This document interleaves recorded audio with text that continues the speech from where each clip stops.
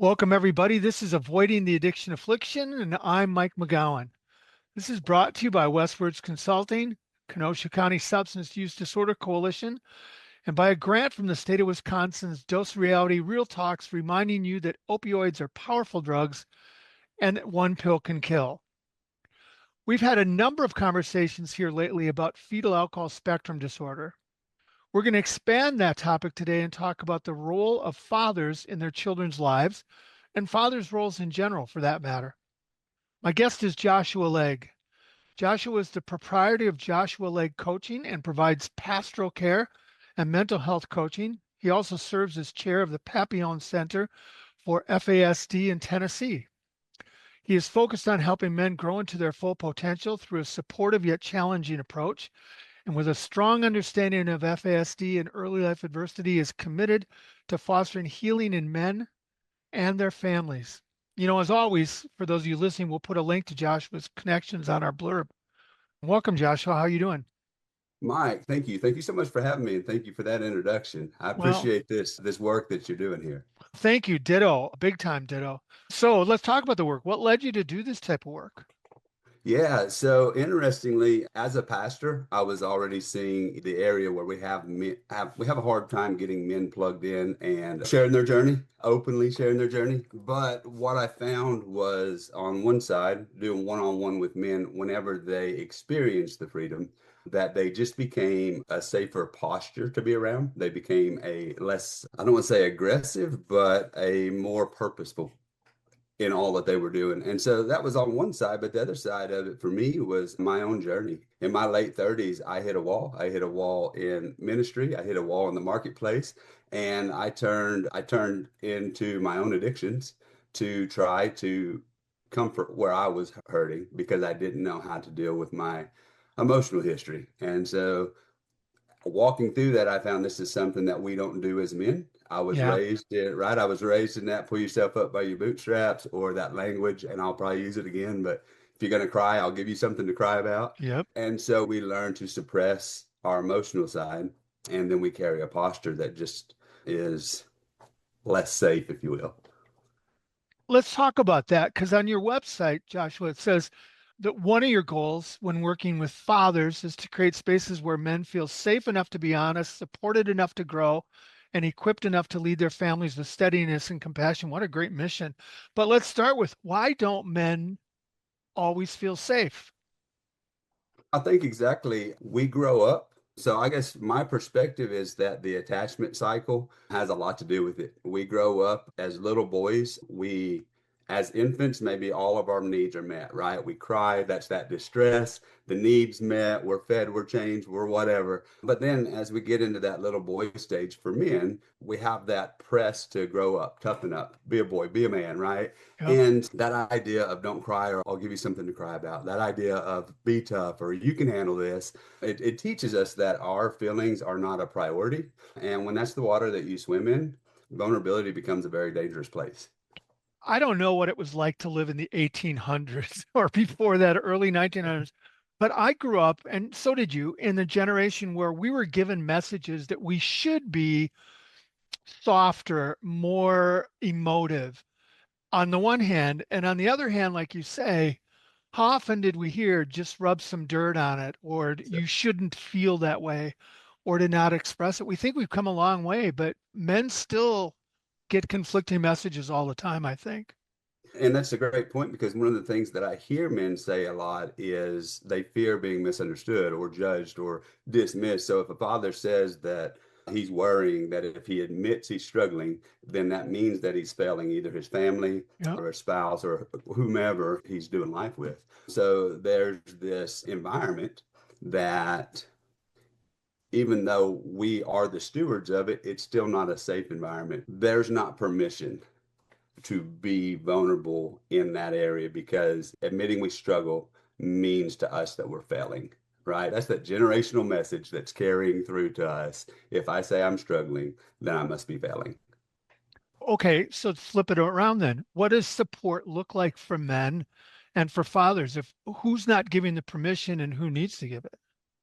Yeah, my approach is that I walk into the space And I'm the first one to give the permission. And I do that generally by my own posture. I'm just as I would with you or anyone else, I'm going to share that I come from my own brokenness and my own journey of healing. And through that, where that has brought freedom is allowed me to be able to hold a room, to hold a safe space. And so what I find is that men are actually hungry for it and they open up quickly whenever you hold that space for them. You and I both speak for a living. What's it like? I was going to end with this, but I'll do it now. What's it like to speak to a room full of men? And how do you know when they're, because I get a lot of, I'm folding my arms for those of you only listening. And it's like, show me.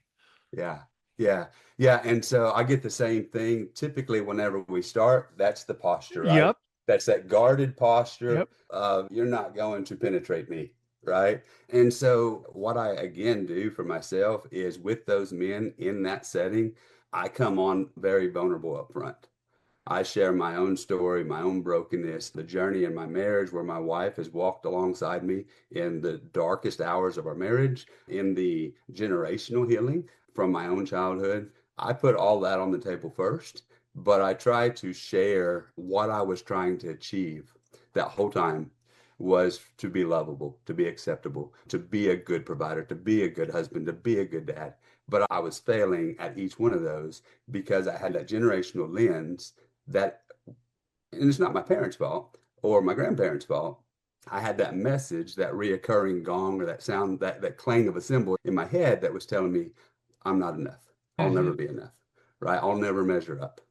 And so for me, whenever I use a language that men relate to, they go from this to this. Their posture shifts into, okay, now he just said something I can relate to, and he's given me some language that I didn't have before. So maybe there's something here that has some value. Now, that's not the buy-in, but that's the start of it. And what is that language? What do men need to hear? That emotional literacy is not being soft, it's being present, really. Because that idea that if I share my emotions that I'm soft or I'm not a man, it's this idea that I can snatch your man card away because you cried or because you got upset or something. And when we bring emotional literacy to the table, they realize that there's actually wisdom in showing up that way, that they can be more effective. You mentioned the FASD world in the front of it. And for me to realize whenever dads are frustrated because when their child rebels, they feel like they're being rejected. And then they Yes. realize, oh no, this is a brain-based situation. This isn't them trying to defy me. This is the way that their brain is processing their circumstance, and this is actually a cry for help.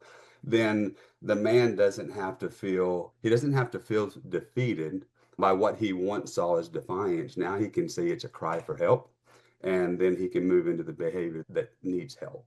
Let's get into that in a minute. But do you find, I find that men need to feel competent and appreciated. And appreciation, I think, is overlooked a lot.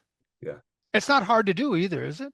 not hard at all. Not hard at all. So competence or feeling confident in that is giving them clear tools instead of vague advice, right? If I stood in front of a group of men and I give just some clinical ideas and some vague advice around it, then the application is they might take some highlights away from it, but they're not going to get that direct application that I can go home and I can do this. What my goal is that at the end of us talking or at the end of us meeting, that they're going to go into it. I can do this tonight. I can go home and do this right now.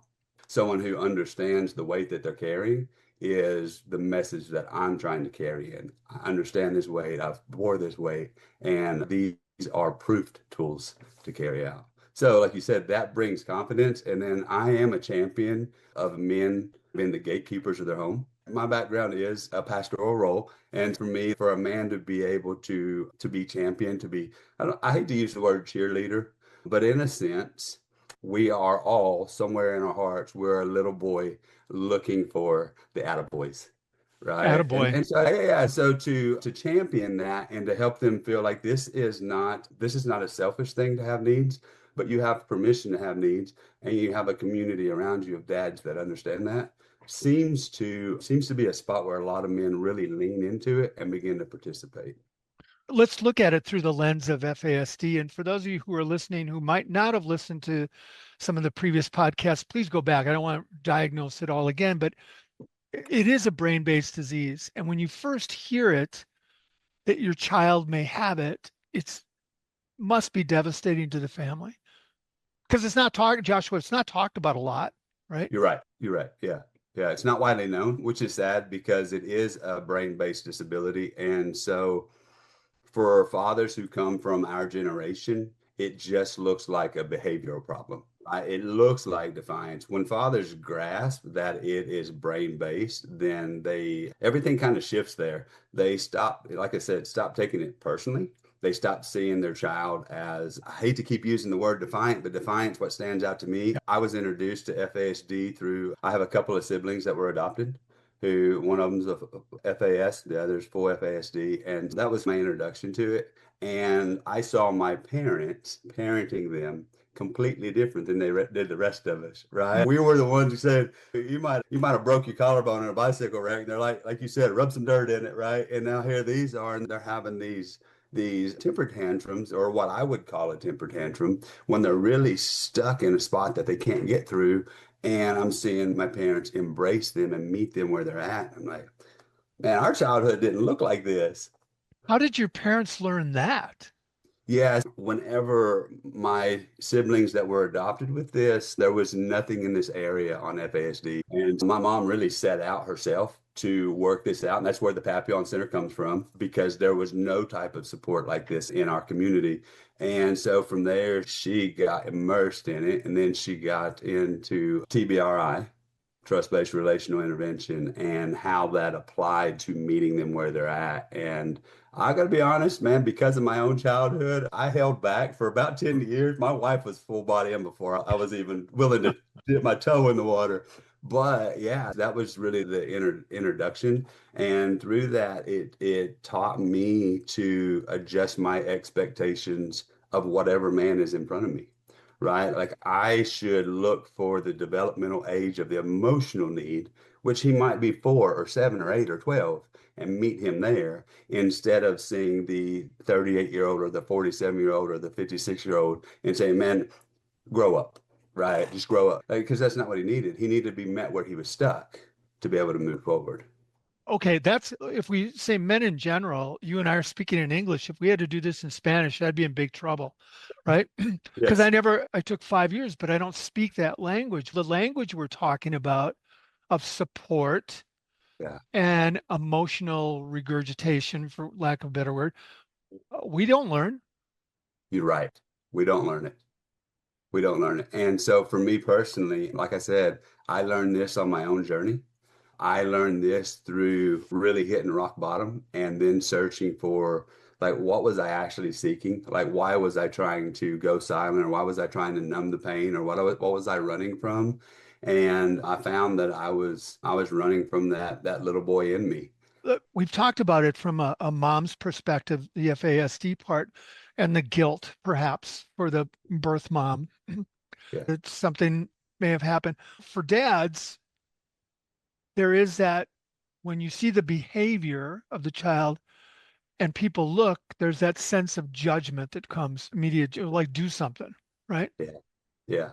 So how do Yeah. you get the dads to deal with that? What do you, Fortunately, and it's really not, like you said, FASD is not so widely known, but as the science continues to go, they're realizing that it is parental on both sides. Like dads can add to this as much as moms can. Like it correct? used to originally was taught, it was if the mom drank during the pregnancy, but now they would say, if you're planning on having kids, a man and a woman shouldn't drink for at least a year before, right? So understanding one, that I contribute to this, but then the other side is whenever I receive that message of the kids having a meltdown and I feel like someone's judging me or someone's evaluating me, then I need to look at myself. Why do I feel that way?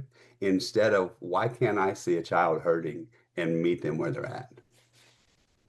Because if I can't see a child who's hurting and meet them where they're at, then the issue is in me, not in them.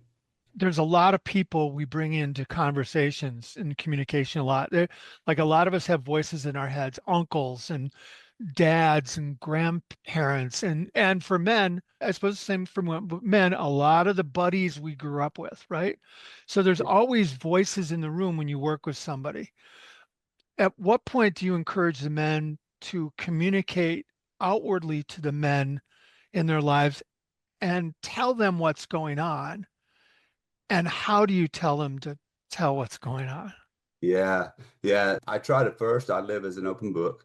So I try to help them see that through me. But the other part of it is, man, I'm going to start very early. So if I'm doing one-on-one coaching, I'm going to start very early with the Geneagram because I find that whenever men understand their history, they're not scared of it. And I think most of the time we won't share with an uncle or a father or our men's group, our buddies, whatever, because we're actually afraid of our Yes. history.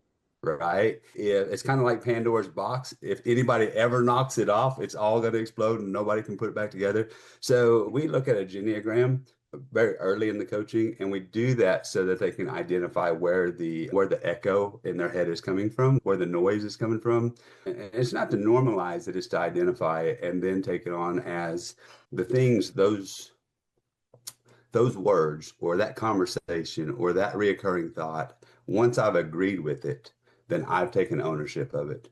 But the question is it actually true? And can I know, is it absolutely true? And if it's not, then I have to process the thought as maybe that was their own history or their own culture or their own faith speaking into this, and I need to renew this thought. What role models did you have that taught you how to do this, or was it all self-learned? Yeah, interestingly, like I said, man, for me hitting rock bottom, I didn't have a lot of role models until I started asking for them. I've had a pastor that was really good at holding the space. Like he may not have said a lot, but he held the space for me to process well. Again, as my own mother, she did so much work pressing into this that I saw it bore fruit. It was something that I didn't have that I was hungry for. And that's what I found, like just with men, like that when they see you have something that they're hungry for, you meet that. So I would say it was a pretty big mixture. Like it took a lot of discipline for me to press into those hard spaces. And then I chose to reconcile where I needed to reconcile. And I also chose to cast off the lies, the ideas that just had no truth. It was just once I could see other people from a lens of they were coming at it from their own attachment cycle, then I could see I don't have to wear that anymore. So it was a bit of a mixture for me. And you were married at the time. Yes, sir. Yes, sir. So, okay, if you don't mind, Yeah. when you make that kind of change, how did that go in your relationship? And you must have had a spouse who was open to that change. Yeah, man.